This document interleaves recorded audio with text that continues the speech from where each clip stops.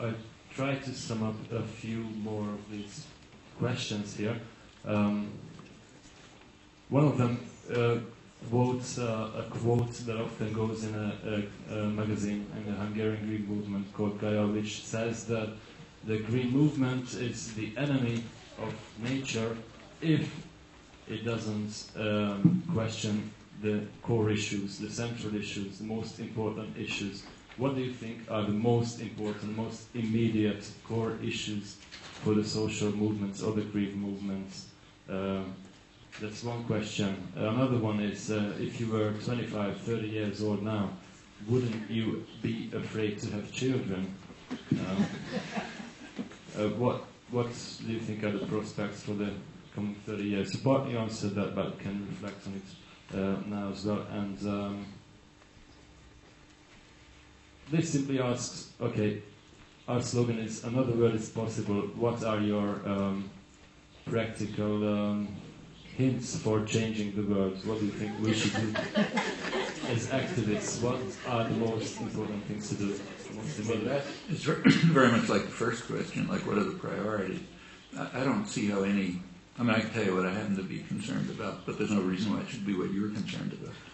I mean, what your priorities are depends very much on your circumstances and your interests and your concerns and who you are and, you know, what your, where you want to put your focus, your activity, and so on. I mean, there's any number of problems, all of them crucial, like we've been talking about some, which are so crucial that they may determine whether the species survives.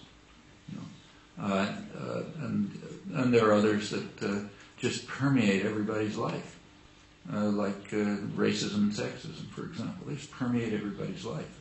They show up all over the place. They're obviously major issues. And you can continue for a long list. Which are the primary ones? You know, there's no way to rank them. I mean, they all are interrelated. You work on the ones that somehow you feel you can do something about. But no point trying to rank them. What about having children? Well, you know, those of you who are my age will remember that it was a question then too. In the 1960s, there were my children, the children of my friends, many of them thought they weren't going to survive. The dangers looked so severe that there were plenty of, there were plenty of children who just became suicidal because it looked like there wasn't going to be any way to survive. Well, you know, by now the problems are more severe.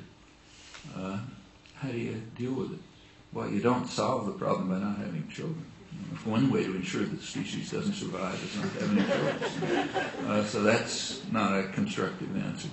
But to try to create a world in which your children or grandchildren have a decent chance to survive, you know, that's a major problem, but that's the other one again. Where do you attack it? Well, you know, where do you feel you can?